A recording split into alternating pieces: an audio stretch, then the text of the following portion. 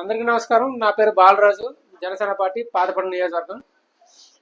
గత 2 రోజుల నుంచి ఒకటే పేటీఎం గాళ్ళు ఒకటే పట్టుకుని రోడ్ల మీదకి వచ్చేసారు.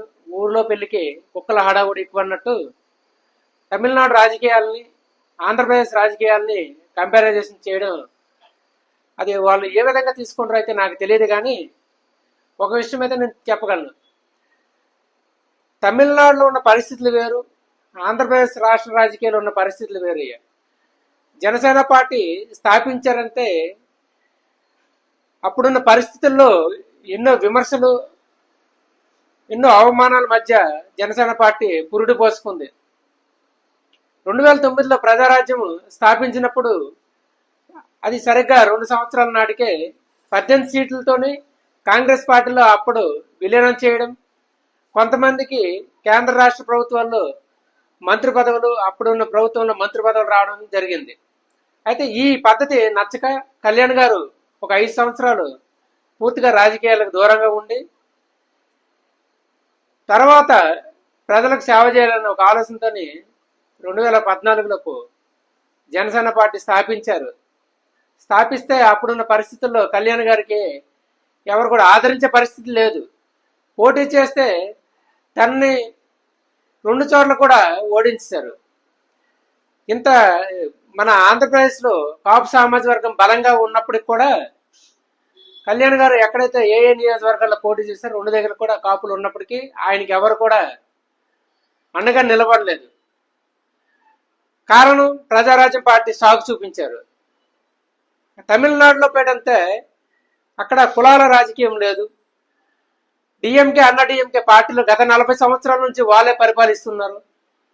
అలాగే రజనీకాంత్ గారు కూడా పార్టీ స్థాపించారు, కమలాసన్ గారు కూడా పార్టీ స్థాపించారు. వారెవరు కూడా ప్రజల్లోకి రాలేదు, సక్సెస్ అవ్వలేదు. వాళ్ళ పార్టీని అక్కడితోనే అది క్లోజ్ చేసేసారు. అటువంటి తరుణంలోపు టీవీకే పార్టీ విజయ్ గారు పార్టీ స్థాపించి ఒక ప్రత్యామ్నాయ పార్టీ కావాలని అక్కడ ప్రజలందరూ కూడా చూస్తున్నారు. ఒక మూడు పార్టీలు వస్తూ మధ్యలోనే ఆగిపోయాయి తమిళనాడులో.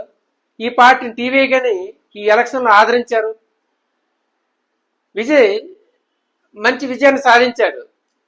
జనసేన పార్టీ ఇక్కడ సింగిల్గా రాలేదు.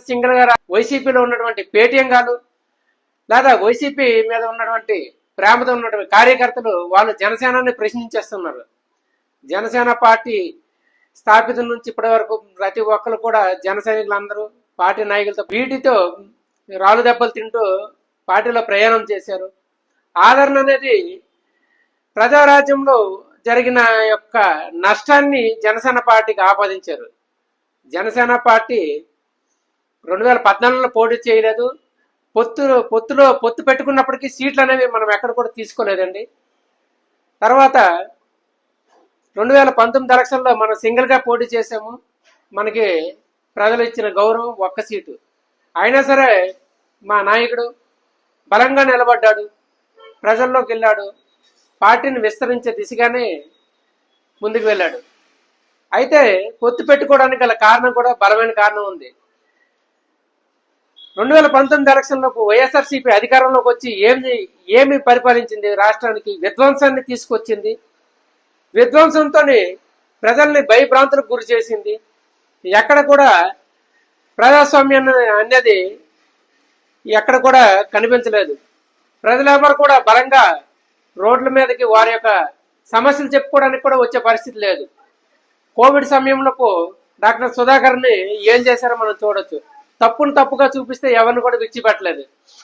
తర్వాత చంద్రబాబు నాయుడు గారి అరెస్టు, 50 రోజులు జైల్లో అక్రమంగా జైల్లో నిర్బంధించారు. అంతకుముందు కళ్యాణ్ గారిని కూడా విశాఖపట్నంలో జనవాణి కార్యక్రమానికి వచ్చే నోవాటల్లో కూడా నిర్బంధించి అక్రమ కేసులు, ఎంతమంది జన సైనికులు నాయకుల మీద అక్రమ కేసులు పెట్టారు. ఎవరు కూడా సమస్యల మీద మాట్లాడడానికి ప్రతిపక్షానికి కూడా మీరు ఎక్కడ కూడా స్వేచ్ఛ ఇవ్వలేదు. ఇప్పుడు అటువంటి పరిస్థితులకు పొత్తు పెట్టుకోవాల్సిన అవసరం ఉంది. రాష్ట్ర ప్రయోజనాలే ముఖ్యం అనుకున్నారు తప్ప స్వప్రయోజనాలు ఎక్కడ కూడా కళ్యాణ్ గారు తన ప్రయోజనాల కోసం, స్వార్థం కోసం ఎక్కడ ఆలోచించలేదు. ఇక్కడ కుల రాజకీయం, కులాల కోసం కొట్టుకుంటున్న ప్రాంతాలు మనవి, మన తెలుగు ప్రాంతాలు. తమిళనాడులో ఆ పరిస్థితి లేదు. తమిళనాడులో పేటంటే ప్రాంతీయంగా వాళ్ళు రాజకీయం చేయాలనుకుంటున్నారు తప్ప కులాల కోసము గొడవలు పడిన దాఖలు ఎక్కడ పెద్దగా కనిపించట్లేదు. ఆంధ్ర తెలంగాణలో కులం కోసం చిచ్చు పెట్టుకొని ఉన్న పరిస్థితులు. తర్వాత సింగిల్ గా పోటీ చేసి గెలిచాడు, జగన్మోహన్ రెడ్డి ఫోటో చూపించాడని చెప్తున్నారు. జగన్మోహన్ రెడ్డి ఫోటో చూపిస్తే విశాఖపట్నంలో విజయం ఏమైంది? శర్మిల గారికి ఎందుకు గెలిపించుకోలేదు? మీరు ఏకఛత్రాధిపత్యంగా 175కి 175 సీట్లు తెచ్చుకుందామనేసి ఉత్తర కుమార పలుకులు పలికిన మీరు 11 సీట్లకే పరిమితం అయిపోయారు. ఈ విషయాన్ని కూడా మీరు గుర్తించుకోవాలి. ఫోటో చూస్తే కాదు, నేను మా తాత ఫోటో ఇచ్చినా సరే అక్కడ విజయ్ తీసుకొని చూపిస్తాడు. ఎందుకంటే అక్కడ ప్రజాకర్షణ, ప్రజల యొక్క ఓట్లని సంపాదించుకోవాలి కాబట్టి నాయకులు ఆ టైంలో ఎవరి ఫోటో తీసుకుంటారు. మా నాయకుడు కూడా అందరి యొక్క నాయకుల్ని గౌరవించారు, అందరి సినిమా హీరోలను కూడా గౌరవించారు. ఇది ఫోటో చూపించి మా ఫోటో వల్ల తమిళనాడు రాజకీయాలు విజయ్ గారు గెలిచారనడం కూడా మీ యొక్క అవివేకం అనేసి ఒక జన సైనికుడిగా నేను భావిస్తున్నా. మా నాయకుడు ప్రజానాయకుడు, తన ప్రయోజనాల కంటే రాష్ట్ర ప్రయోజనాలే ముఖ్యమనేసి ఆయన తీసుకున్న నిర్ణయం మా అందరికి శిరోధార్యం. ఏమైనా కూటమిలోకి లోకలోకలు ఉంటే దాన్ని సరి చేసుకుని ముందుకు వెళ్ళడానికి మా నాయకుడు ముందుకు తీసుకెళ్తున్నాడు తప్ప మీరేమో విద్వేషాలు రెచ్చగొట్టి మమ్మల్ని మీ ట్రాప్లో తీసుకోవడానికో, లేకపోతే ఎక్కడ ఎవరో జనసేన పార్టీ ఇన్ఛార్జ్ ఏదో మాట్లాడాడనిసో, లేకపోతే ఎక్కడో జన సైనికుడు మాట్లాడానిసో మీరేవో మీ తనకు పేటీఎం బ్యాచ్ల యొక్క మాటలు తీసుకొచ్చి ఈ సోషల్ మీడియాలో పోస్ట్ చేయడం కూడా అది భావ్యం కాదు. మీరు ఏమైనా మీ ప్రజల యొక్క మెప్పు మీరు పొందుంటే మీరు అనుకున్న 151 సీట్లను పోయి 11 సీట్లు ఎందుకు వస్తాయండి? 175 కొట్టేస్తామన్నారు, 11 వచ్చాయి.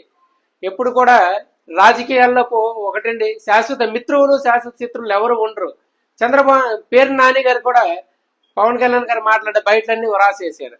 వేస్తే ఏమైపోతుంది? రాజకీయాల్లో ఉన్న సందర్భాన్ని బట్టి, అప్పుడున్న రాజకీయ సమీకరణను బట్టి మారుతుంటాయి తప్ప ఎక్కడ కూడా విలువలు కోల్పోరు.